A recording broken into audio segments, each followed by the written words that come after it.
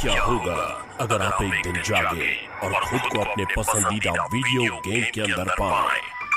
आप क्या करेंगे जब आपको ये पता चलेगा कि आप न केवल गेम में हैं, बल्कि आपको उस समय में पहुंचा दिया गया है जब ये गेम लॉन्च ही नहीं हुआ था।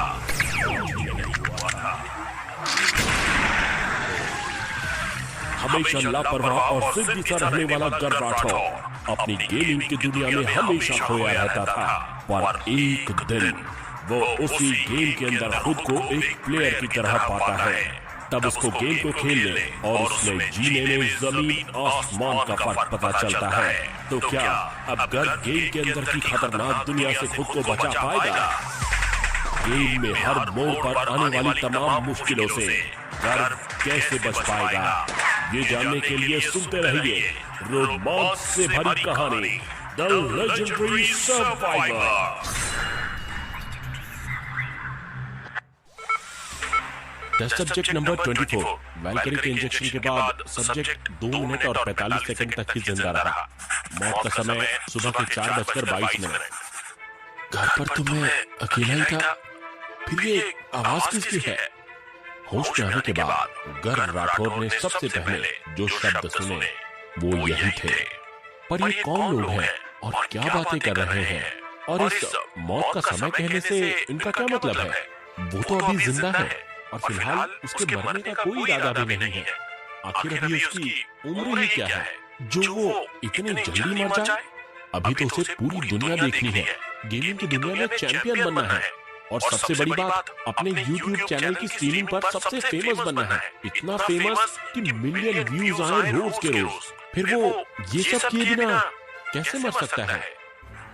यही सब ख्याल गर के दिमाग में घूम रहे थे जब वो अपनी आंखें खोलने की कोशिश कर रहा था। हालांकि उसकी आंखें खोलते ही कमरे की तेज रोशनी ने उसे अपनी आंखों को एक बार फिर से बंद करने पर मजबूर कर दिया। गर को कुछ भी समझ नहीं आ रहा था। उसने सोचा, क्या हो रहा है यहाँ? ये कौन सी अजीब जगह है और मेरा VR कैप्सूल कहाँ है? जहाँ तक उसे याद है, आखिरी बार वो अपने कमरे में बैठकर वीडियो गेम खेल रहा था। फिर अचानक वो यहाँ पर कैसे आ गया? एक बात तो पक्की है कि इस समय वो जिस जगह पर है वो उसका घर तो किसी कीमत पर नहीं है। उसकी घर की दीवारें और छत का रंग सफेद नहीं था और ना ही वो किसी मेटल से बनी हुई थी। ये तो किसी इंग्लिश साइंस फिक्शन मूवी जैसा सीन लग रहा है, जैसा उसने रोबोकॉप में देखा था। जिस कमरे में वो था वो किसी ICU के जैसा लग रहा था, जहाँ पर वो किसी टेबल पर बिना शर्ट के लेटा हुआ था। उसके सीने में कई सारे तार लगे हुए थे जो ना जाने कितनी तरह की मशीनों से जुड़े हुए थे। गर सब कुछ समझने की कोशिश कर ही रहा था कि तभी उसकी नजर सफेद कोट पहने कुछ लोगों पर पड़ती है। उसने सोचा, घर पर तो मैं अकेला ही था, फिर ये आवाज किसकी है? मैंने तो बस लेवल अप की रिक्वेस्ट एक्सेप्ट की थी। ये मैं कहाँ गया हूँ? गर को अच्छे से याद था कि वो अपने कमरे में वीडियो गेम खेल रहा था, जब अचानक से ही उसके सिर में भयंकर दर्द होना शुरू हो जाता है। उसे ऐसा महसूस हो रहा था जैसे उसके दिमाग में बहुत सा डेटा ट्रांसफर हो रहा हो। उसे याद है कि वो उस समय लेवल अप की रिक्वेस्ट एक्सेप्ट करके गैलेक्सी में नए कैरेक्टर जोड़ने जा रहा था, जब अचानक से उसे कुछ जलने की महक आई, और इससे पहले कि वो कुछ समझ पाता, उसकी आंखों के सामने अंधेरा छा गया था। और अब जब उसकी आंखें खुली तब उसने अपने आप को इस अजीब सी जगह पर पाया जहाँ सफेद कोट पहने हुए लोग उसे चारों तरफ से घेर कर ऐसे देख रहे थे जैसे उन लोगों ने कोई भूत देख लिया हो। अब तुम कार्टून लोग कौन हो? गर सब कुछ समझने की कोशिश करते हुए उन सब से पूछता है, पर उसकी बात का जवाब देने की बजाय सब तुरंत ही इधर उधर भागना शुरू कर देते हैं। जल्दी से माया मैम को इसके बारे में बताओ, टेस्ट सब्जेक्ट जिंदा हो गया है, तुरंत गार्ड्स को बुलाओ। उन लोगों में मची इस अफरा तफरी को देखकर गर और भी ज्यादा कंफ्यूज हो जाता है। वैसे तो वो लोग जिस भाषा में बात कर रहे थे वो भाषा गर ने पहली बार सुनी थी, पर हैरानी की बात थी कि इसके बावजूद गर उन सब की बातें समझ पा रहा था। इसीलिए जो शब्द वो लोग उसके लिए इस्तेमाल कर रहे थे उसे सुनकर गर और ज्यादा कंफ्यूज हो रहा था। Test subject? मेरा नाम टेस्ट सब्जेक्ट नहीं, गर राठौड़ है बेवकूफो। और क्या बोल रहे हैं कि मैं जिंदा हो गया? अरे मैं मरा ही कब था, और गार्ड्स को क्यों बुला रहे हो? मैं कौन सी मशीनों को चुरा कर भाग रहा हूँ? ये सब चल क्या रहा है यहाँ? गर्ग जितना इस बारे में सोच रहा था वो उतना ही और ज्यादा कंफ्यूज होता जा रहा था। उसके दिलो दिमाग में कई सवाल थे, पर अफसोस उसके पास इनमें से एक भी सवाल का जवाब नहीं था। इससे पहले कि वो कुछ और सोच पाए या समझ पाए, उसे तेज कदमों की आहट सुनाई पड़ती है और वो तुरंत ही अलर्ट हो जाता है। मुझे इस समय यहाँ से भागना चाहिए या यहीं लेटे रहना चाहिए? कुछ सेकंड्स तक सोच विचार करने के बाद गर्ग वहाँ से भागने का फैसला करता है। वैसे भी वो एक जगह पर ज्यादा देर तक टिकने वाला लड़का नहीं था। मौके की गंभीरता को समझते हुए गर्ग ने अपने शरीर में लगभग सारी तारों को तेजी से नोच डाला और बेहद फुर्ती से टेबल से उठ खड़ा हुआ और लड़खड़ाता हुआ सीधा दरवाजे की ओर भाग निकला। हैरानी की बात तो ये थी कि वहाँ मौजूद किसी भी इंसान ने उसे रोकने की कोशिश नहीं की। उल्टा वो सब तो उसके रास्ते से ऐसे हट गए थे मानो कि उन सबको गर्ग के हाथों मर जाने का खतरा हो। उन सभी के इस अजीब बर्ताव को इग्नोर करते हुए गर्ग तेजी से दरवाजे को तोड़ता हुआ बाहर गैलरी की ओर निकला। पर इससे पहले कि वो इस गैलरी में ठीक तरह से कदम भी रख पाया, काले कपड़े पहने और हाथ में इलेक्ट्रॉनिक स्टिक लिए कम से कम दर्जन भर गार्ड्स उसे हर तरफ से घेर लेते हैं। उन सभी की यूनिफॉर्म देखकर गर्ग हैरान रह जाता है। उन सभी को उनकी यूनिफॉर्म में देखकर उसे ऐसा लग रहा था जैसे वो इंसान नहीं बल्कि कोई आधा अधूरा पौधा खड़ा हो। सकार ग्रह से हाइड्रा वर्जन 1 में फिर से वापस आ गया। इन्हें तो हटा दिया गया था ना? गर्ग उन गार्ड्स को ध्यान से देखते हुए सोचता है। इससे पहले कि वो और कुछ सोच पाए, एक गार्ड अपनी इलेक्ट्रॉनिक स्टिक से उस पर अटैक करता है और अनजाने में गर्ग उस अटैक को अपने हाथ से रोककर खुद को चोट लगने से बचा लेता है। पर फिर भी इलेक्ट्रॉनिक स्टिक के लगने की वजह से उसके पूरे शरीर में एक करंट सा दौड़ जाता है और वो दर्द के मारे कराहने लगता है। एक पल के लिए तो गर्ग को ऐसा लगता है मानो कि उसकी सभी हड्डियां टूट गई हैं और उसका पूरा शरीर सुन्न पड़ जाता है। क्या दर्द महसूस होने की क्षमता 100% कर दी गई है? गर्ग ने दर्द के मारे दांत भींचते हुए सोचा, गैलेक्सी में दर्द महसूस होने की क्षमता ज्यादा से ज्यादा 40% तक ही सेट की जाती है, क्योंकि इससे ज्यादा की सेटिंग खेलने वाले के लिए नुकसानदायक हो सकती है। इसीलिए VR कैप्सूल खेलने वाले को वास्तविक अनुभव देने के साथ साथ लगातार उसकी पल्स को भी मॉनिटर करते रहते हैं ताकि किसी भी तरह का कोई भी हादसा न हो। लेकिन इधर कुछ समय से उसके VR कैप्सूल में कुछ दिक्कतें आ रही थी। अभी इसको लिए बस 7 साल ही हुए हैं और इस VR कैप्सूल में दिक्कत आना भी शुरू हो गई। अभी कुछ दिन पहले ही तो इसे ठीक कराया था और इसके लिए उस आदमी को 30,000 रुपए दिए थे। उसने कहा था कि ये 6 महीने तक आराम से चलेगा। झूठा मक्कार कहीं का, बहुत हो गया। मुझे अपना पैसा वापस चाहिए। जाते ही सबसे पहले उससे मैं अपने पैसे वापस लूंगा और पहले यहाँ से बाहर तो निकलूं। गर्ग इन्हीं सब उधेड़-बुन में इतना उलझा हुआ था कि उसे एहसास नहीं हुआ कि कब किस बॉडीगार्ड ने उसे उठाकर उसे एक छोटे कमरे में बंद करके उसमें ताला लगा दिया। अब उस छोटे से अंधेरे कमरे में गर्ग एकदम अकेला था।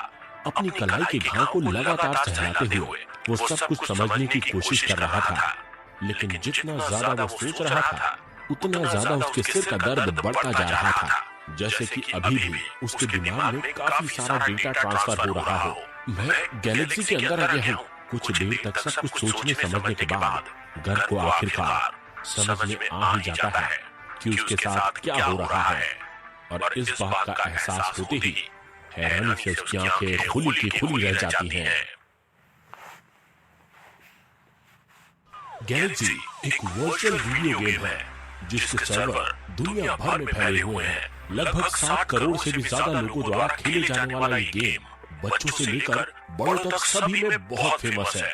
अपने नाम को दर्शाता हुआ ये गेम विशाल यूनिवर्स में सेट है, जहां आधुनिक क्वांटम कंप्यूटर्स के जरिए सभी ग्रह और उस ग्रह के प्राकृतिक दृश्य जैसे पेड़ पौधे, पहाड़, नदियां आदि डिजाइन किए गए थे। आम ब्रह्मांड के मुकाबले गैलेक्सी का ब्रह्मांड अनंत है और करोड़ों लोगों के एक साथ खेलने के बावजूद भी ये गेम बहुत ही स्मूथ चलता है। फेमस गेम होने की वजह से दुनिया की कई कंपनियों ने इसमें निवेश किया है, खासकर उन कंपनियों ने जिनकी खासियत सोने की उपज करना है। यही वजह है कि इस गेम के एक हथियार की कीमत लाखों करोड़ों तक पहुंच जाती है। हालांकि फेमस और लोकप्रिय गेम बने रहने के लिए ये बहुत जरूरी है कि एक अच्छा संतुलन बना रहे ताकि सभी वर्ग के लोग इस गेम को खेल सके। इसीलिए इस गेम को इस तरह से डिजाइन किया गया था कि ज्यादा से ज्यादा पैसे खर्चा करने वालों के साथ साथ आम लोगों को भी इसे खेलने में कोई दिक्कत ना हो। यही वजह है कि तगड़े कंपटीशन के बावजूद गैलेक्सी गेमिंग की दुनिया में अपना नंबर 1 स्थान बनाए हुए है। खुद गर्व ने भी इस गेम में लाखों कमाए हैं, पर फिर भी अभी वो खुद को प्रोफेशनल गेमर नहीं बुला सकता। इसकी एक वजह ये भी है कि गेमिंग कम्युनिटी में उसे ज्यादा कोई पसंद नहीं करता और इसीलिए वो अकेला खेलना पसंद करता है। गर्व ये गेम तब खेल रहा है जब से ये शुरू हुआ है और काफी मेहनत के बाद उसने अपना नाम बनाया है। यहाँ तक कि पिछली एनुअल टॉप 100 रैंकिंग में उसकी रैंक 47 थी। उसमें वाकई में प्रो बनने की सारी खूबियां थी, पर जो चीज गर्व को इस गेम में सबसे ज्यादा पसंद थी वो था लेवल अप होने का एक्सपीरियंस। क्योंकि हर बार लेवल अप होने के साथ उसके पास नए पावर्स और हथियार आते हैं। उस समय भी वो यही कर रहा था जब उसकी आंखों के सामने अंधेरा छा गया था और वो बेहोश हो गया था। हाइड्रा तो गैलेक्सी की शुरुआती समय में थी और सभी नए कैरेक्टर्स गैलेक्सी साकार ग्रह के वर्जन 1 पर वापस भेज दिए जाते हैं। गर्व सारी बात को समझते हुए बुदबुदाता है। गर्व के गैलेक्सी के अंदर आने से पहले इस गेम को आए 10 साल बीत चुके थे और गैलेक्सी के जिस वर्जन में इस समय गर्व था, गैलेक्सी की दुनिया में उसे प्राचीन इतिहास माना जाता है। इसका मतलब मैं सिर्फ गेम के अंदर ही नहीं आया हूँ, बल्कि मैं पास्ट में भी आ गया हूँ। ये ख्याल आते ही हैरानी से गर्व का मुंह खुला का खुला रह जाता है। ये तो बिल्कुल जुमांजी जैसा हो गया है। बस इस वक्त मेरे पास कोई टीम नहीं है। मैं अकेला ना सिर्फ अनजान ग्रह पर हूँ, बल्कि एक अनजान ब्रह्मांड में हूँ। इसका मतलब मुझे 30,000 रुपए वापस नहीं मिलेंगे। पागल हो गया हूँ क्या मैं? ऐसे समय में मुझे 30,000 रुपयों की पड़ी है। इस समय मुझे यहाँ से बाहर निकलने के बारे में सोचना चाहिए। गर्व खुद को डांटते हुए सोचता है। उसकी यादें अभी भी धुंधली है। गेम से जुड़ी चीजों के अलावा अगर उसे और कुछ याद है तो वो है अपना नाम। ना तो उसे अपने परिवार वाले याद है और ना ही कोई दोस्त। इसके अलावा एक और चीज जो उसे याद है वो ये है कि गैलेक्सी के जिस वर्जन में वो इस समय है उसमें साल 687 चल रहा है, यानी कि गैलेक्सी के लेटेस्ट वर्जन में चल रहे साल से 1 साल पीछे। इसका मतलब इसमें बहुत सी ऐसी चीजें हैं जो अभी होना बाकी है, जैसे कि नई आर्मी, ब्रह्मांड की 3 नई शक्तियां आदि। वैसे तो गैलेक्सी के हर अपडेट के साथ ये गेम उसे और भी ज्यादा पसंद आने लगा था, लेकिन अब जब वो इस गेम के ही अंदर आ गया है तो बाहर निकालो मुझे। मौके की गंभीरता को समझते हुए गर्व तेजी से चिल्लाता है, पर अफसोस उसकी आवाज सुनने वाला या उसकी मदद करने वाला वहाँ कोई नहीं था। गर्व जानता था कि गैलेक्सी के लेटेस्ट अपडेट के फीचर्स के मुकाबले हाइड्रा कुछ भी नहीं है, लेकिन बिना किसी शक्तियों के गर्व के लिए इस ऑर्गेनाइजेशन का मुकाबला करना ठीक वैसा ही है जैसे भूखे शेर की गुफा में जाना। साकार ग्रह को पृथ्वी जैसा ही बनाया गया है और इस समय हाइड्रा का एक ही मकसद है और वो है इस ग्रह की गवर्नमेंट को पूरी तरह से खत्म कर देना।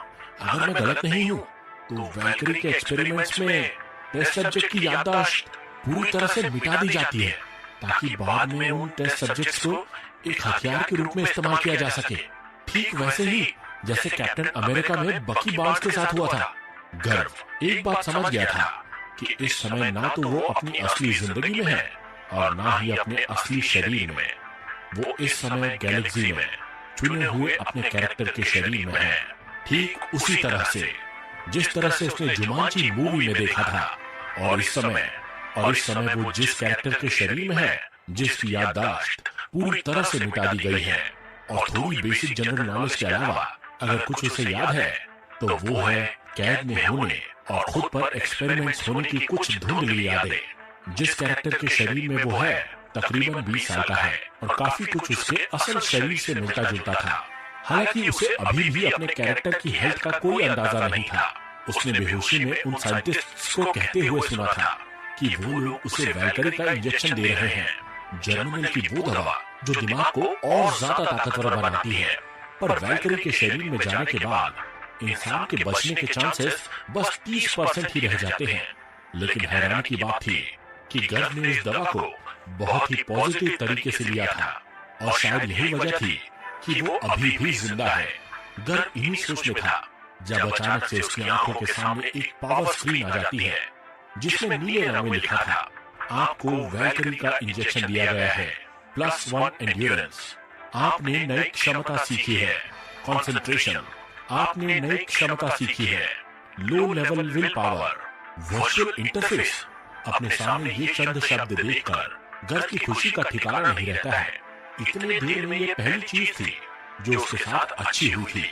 देखते ही देखते उसकी आंखों के सामने और डेटा आना शुरू हो जाते हैं। नाम Garg Rathore, race human, model NPC अर्थात non player character.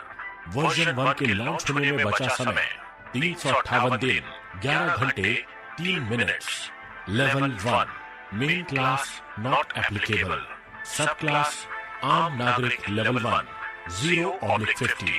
Attributes strength 2, dexterity 2, endurance 3, intelligence 3, mystery 1, charm 2, luck 1, इस्तेमाल नहीं किए गए points 0, energy 0, level 0, energy rank 1 से 2, ग्रेड F इंसान, हेल्थ पॉइंट्स 23/30, चोट खाया हुआ, स्टैमिना 36/36, एबिलिटीज कंसंट्रेशन, सीखने और तेजी से चीजें बनाने के लिए +10%, low level will power +3 resistance, skill कोई नहीं, टैलेंट पॉइंट 0, क्लास टैलेंट कोई नहीं, इन्फ्लुएंस 0, रेपुटेशन 0, इक्विपमेंट कोई नहीं। शुक्र है मेरा इंटरफेस अभी भी मेरे पास है, पर इसमें कुछ गड़बड़ लग रही है। गर्ग ने इंटरफेस को देखकर पहले जितना खुश था उसमें कुछ अलग सी जानकारी देखकर बाद में उतना ही कंफ्यूज भी था। एनपीसी यानी कि पूरी तरह से गेम का हिस्सा नहीं, काउंटडाउन टाइमर। इन शब्दों को पढ़कर गर्ग थोड़ा सोच में पड़ गया था। जहां तक उसे याद है इस तरह का कोई भी शब्द उसके इंटरफेस में पहले नहीं था। फिर ये कहां से आया? पर अब ये सब कुछ देखकर गर्ग को कुछ बातें बहुत अच्छे से समझ में आ गई थी। सबसे पहले तो भले ही उसे ये नहीं पता कि ये पूरा इंटरफेस उसके साथ इस गैलेक्सी की दुनिया में कैसे आया, लेकिन अब जब आ गया है तो उसे इस नई दुनिया को ही अपनी वास्तविक दुनिया समझना होगा। जिसका मतलब ये है कि वहाँ वास्तविक दुनिया की तरह उसके पास एक ही लाइफ है। यानी अगर उसे कुछ भी हुआ तो गेम की तरह उसे दूसरा मौका नहीं मिलेगा। दूसरा, एनपीसी होने के बावजूद वो इस गेम का इंटरफेस एक्सेस कर सकता है। इसका मतलब वो एक आम प्लेयर की तरह ही अपनी लेवल अप करके अपनी ताकत और हथियार बढ़ा सकता है, जो उसके लिए बहुत अच्छी खबर है। तीसरा, अगर इस काउंटडाउन टाइमर को लेकर गर्ग का शक सही है तो वाकई में वो अतीत में आ गया है, जो कि गेम के लॉन्च होने से पहले का समय है। तो क्या इसका मतलब ये है कि असली प्लेयर्स भी नजर आएंगे? और आखिरी और सबसे जरूरी बात, इस समय वो बहुत बड़े खतरे में है। एक छोटी सी चूक उसकी जान के लिए खतरा बन सकती है।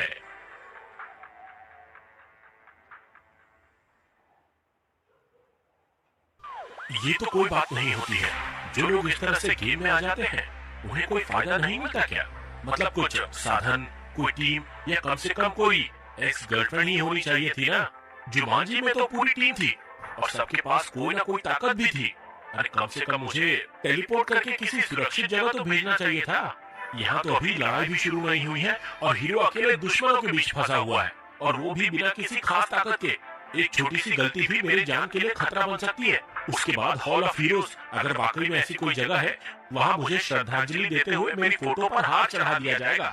गर्ग का ये गुस्सा भले ही इस समय उसका बचपना लग रहा हो, पर उसके हालात को देखते हुए जायज था। उसके चेहरे पर खींच के भाव साफ नजर आ रहे थे। यहाँ उसके पास एक ही लाइफ है। अगर यहाँ इस दुनिया में उसे कुछ हो गया तो सब खत्म हो जाएगा और ये बहुत दुख की बात होगी।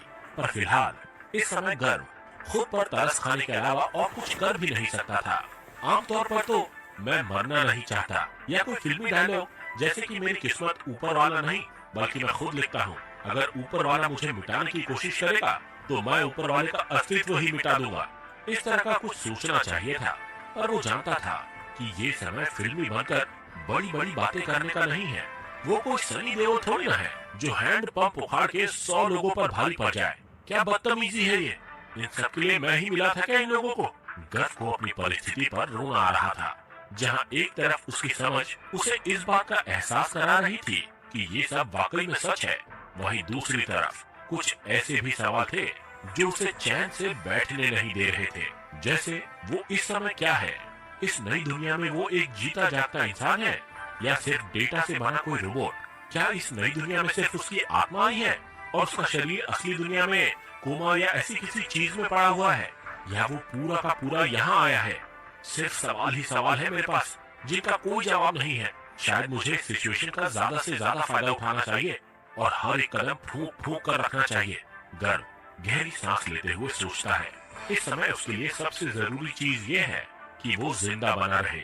अब जब इस गेम को लॉन्च होने में पूरा 1 साल है, तो उसके पास तैयारी करने के लिए अच्छा खासा समय है। यही एक छोटी सी उम्मीद की किरण ही उसे यहाँ पर जिंदा रहने के लिए मदद कर सकती है। और वैसे भी फिलहाल इस छोटी सी उम्मीद को रखने के अलावा वो और कर भी क्या सकता है। गर्व अपने ख्यालों में खोया हुआ था जब अचानक से उसे दरवाजा खुलने की आवाज आती है और कई लोग अंदर आते हैं। कमरे में अंधेरा होने की वजह से गर्व उनमें से किसी के चेहरे को नहीं देख पा रहा था, पर हाँ, दरवाजे के बाहर से आ रही रोशनी से उसे उनकी परछाइयां जरूर नजर आ रही थी। उन्हीं परछाइयों से ही गर्व इस बात का अंदाजा लगा पाया था कि अंदर आने वाले लोगों में एक लड़की भी है जो शायद बहुत ही खूबसूरत है। सब्जेक्ट की कंडीशन क्या है? गर्व उस लड़की की मीठी पर फिर भी सख्त आवाज सुनता है जो उसे सर्दी की किसी दोपहर की याद दिला रही थी। इसको देखकर ऐसा लग रहा है कि अब ये शांत हो गया है। एक्सपेरिमेंट का लीड साइंटिस्ट गौरव सिंह आलूवालिया गर्व को देखते हुए उस लड़की की बात का जवाब देता है। जिस तरह से गौरव सिंह गर्व को देख रहा था, उससे ऐसा लग रहा था मानो गर्व उसका सबसे कीमती उपहार हो। कौन हो तुम लोग? गर्व धीमी आवाज में उन सब से पूछता है। मतलब इसकी याददाश्त चली गई क्या? वो लड़की गर्व को थोड़ी हैरानी से देखते हुए कहती है। वैल्करी सीधा दिमाग पर असर करती है, तो ऐसे में याददाश्त का जाना कोई बड़ी बात नहीं है। गौरव सिंह आलूवालिया बिना किसी झिझक के उस लड़की से कहता है। आखिर में बाहर से आ रही हल्की रोशनी में गर्व को उस लड़की का चेहरा दिख ही जाता है और उसके चेहरे पर नजर पड़ते ही कुछ समय के लिए भौचक्का रह जाता है। चेहरे पर आते घने लाल रंग के बाल और काले रंग का फिटिंग का कमांडो सूट पहने वो लड़की ऐसे लग रही थी जैसे एवेंजर मूवी की ब्लैक विडो उसके सामने आ गई हो। उसके चेहरे के नाक नक्शे को देखकर कोई भी कह सकता था कि वो फॉरेन के किसी देश की है, पर उसकी आवाज की मिठास से वो कोई इंडियन लग रही थी। शायद उसके डैड फॉरेन के हो और उसकी माँ इंडियन, शायद इसीलिए वो इतनी ज्यादा खूबसूरत है। उस लड़की को देखकर गर्व के दिलो दिमाग में यही ख्याल आ रहा था, किसी दूसरी दुनिया में लोग उसे किसी परी से कम नहीं समझते। अगर मेनका वाकई में इतनी खूबसूरत थी तो विश्वामित्र की तपस्या तो टूटनी ही थी। माया को देखकर गर्व के दिल में यही ख्याल आ रहा था। मेरा नाम माया है, मैं यहाँ की कमांडर हूँ। लाल रंग के बालों वाली वो लड़की गर्व को देखते हुए कहती है। इसे ब्लड टेस्ट के लिए लेकर जाओ, मैं जल्द से जल्द इसकी रिपोर्ट देखना चाहती हूँ।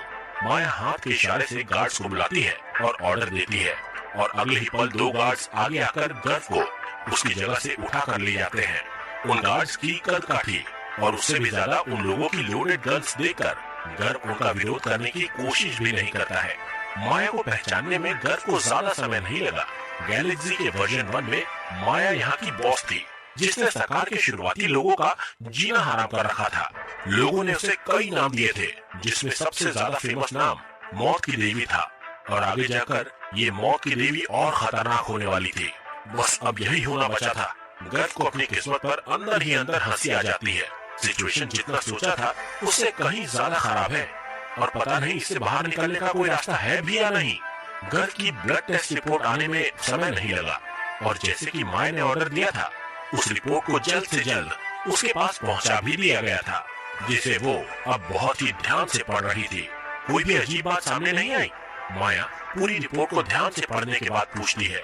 वैल्करी खासतौर पर दिमाग पे ही असर करती है, पूरी तरह से जांचने के लिए हमें इसका सिर खोलना होगा। गौरव सिंह आलूवालिया माया से कहता है और उसकी बात सुनकर हैरानी से गर्व की आंखें खुली की खुली रह जाती है। सिर खोलना होगा? दिमाग खराब हो गया है क्या इस साइंटिस्ट का? मेरा सिर है कोई अचार का डब्बा थोड़ी ना जो ढक्कन खोला है। गर्व अंदर ही अंदर गौरव को गालियां देते हुए सोचता है। फिलहाल ये हमारे एक्सपेरिमेंट में बचने वाला इकलौता सब्जेक्ट है, इसीलिए इस ऑप्शन को अभी हमें छोड़ना होगा। माया तुरंत ही गौरव के इस आइडिया को नकारते हुए कहती है और उसकी बात सुनकर गर्व राहत की सांस लेता है। कहीं न कहीं उसकी वर्तमान की परिस्थिति उसके लिए फायदेमंद ही रही। हालांकि माया के इस फैसले से गौरव खुश नहीं था, पर फिर भी उसने माया से इस बारे में कोई बहस नहीं करी। फिर ऐसे में तो हमें कुछ समय तक इस पर नजर रखनी पड़ेगी ताकि हमें ये पता चल सके कि इसमें किसी तरह का बदलाव आया है या नहीं। गौरव गहरी सांस लेते हुए कहता है और उसकी बात समझते हुए माया बस सिर हिलाती है। इसका ब्रेन वॉश प्रोसेस शुरू करो। माया के अचानक ऐसे ऑर्डर देने से गर्व बुरी तरह घबरा जाता है। ब्रेन वॉश का मतलब था कि उसके खुद के सोचने समझने की शक्ति खत्म हो जाएगी और फिर वो ठीक वैसा ही करेगा जैसा वो लोग कहेंगे, और इस समय ऐसा कुछ भी करना उसके लिए खतरनाक साबित होगा। नहीं, वो ऐसा नहीं होने दे सकता। उसे जल्द से जल्द कुछ करना होगा। गर्व के लिए सबसे अच्छी बात ये थी कि इस ग्रह की ब्रेन वॉश करने की तकनीक अभी भी पूरी तरह से विकसित नहीं हुई थी और ये लोग अभी भी पुराने तरीके को ही अपना रहे थे। इंटेलिजेंस में 10 पॉइंट्स के साथ कोई भी कैरेक्टर आसानी से इस प्रक्रिया से बच सकता है।